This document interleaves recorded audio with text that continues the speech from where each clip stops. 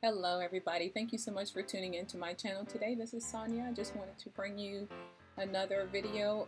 This video I am installing an electric dryer. Actually, it's already installed. It's not that much to it.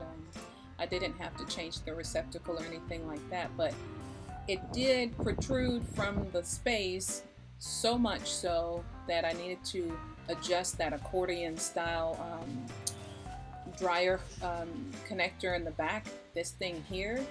And these things, I mean, they are something else to deal with. I know I had multiple options, but the space itself was so small that we had to go with this one. Use very minimal tools here, a utility knife, some painter's tape, and some shears, pruning shears. It started to rain outside, and I was like, what better day to get this over with and done. So let's get started. The first thing I needed to do was mark off how much of this thing needed to be cut. And so I just marked it with a blue painter's tape.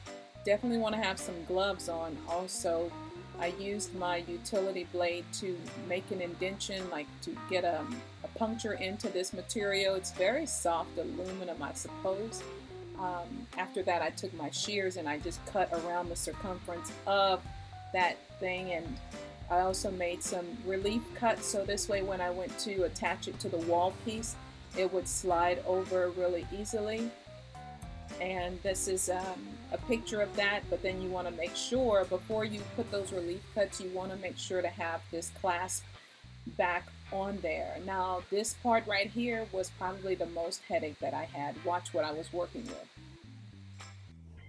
Now you know why they charge so much to do this type of work. Look at the amount of space that I have to work in. And I gotta make sure that that is on there nice and tight. So we'll see.